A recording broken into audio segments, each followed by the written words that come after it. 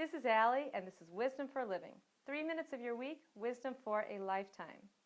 Jealousy, envy, they're pretty destructive emotions, and we all battle with them, which is why jealousy is really the only emotion that gets billing in the Ten Commandments. It's that serious, and it's that pervasive. Now, Torah masters talk all the time about the fact that we human beings have the unique ability to allow our head to rule over our heart. In other words, take what we know to be true and control what we feel in our gut. But sometimes what we feel in our gut is so deep and so powerful, we really doubt our ability to control it.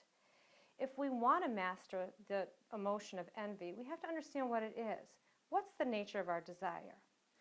So let me illustrate with a tiny Jewish parable, a very famous, well-known Jewish parable. It's about a peasant who was about to get married. And he's looking at his prospective candidates. There's the girl down the road and there's the peasant girl up the street.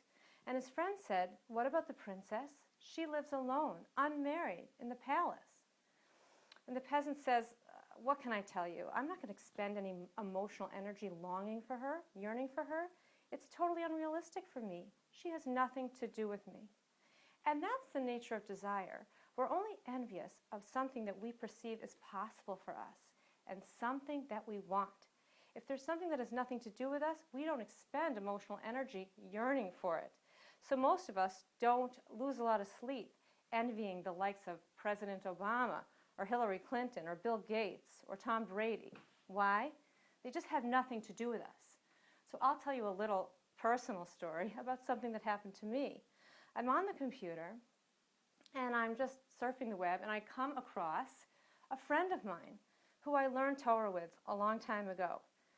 Well, this friend and I have a lot in common. We both teach Jewish women Jewish thought. We're the same age. We even look alike. We have a lot in common. And I discovered that, lo and behold, she wrote a book. And she was giving lectures to hundreds and hundreds of women thirsty for what she had to say. All of a sudden, my heart starts beating. My thoughts start speeding up. I read an excerpt from her book. It's not written well. She's not ready to talk about the stuff she's talking about. And that picture, it's airbrushed. All these negative thoughts, well, I was having a full-blown attack of jealousy. And that is why the 10th commandment of not being jealous is connected to the first commandment, I am the Lord your God. Because intros and endings have a lot in common. I am the Lord your God.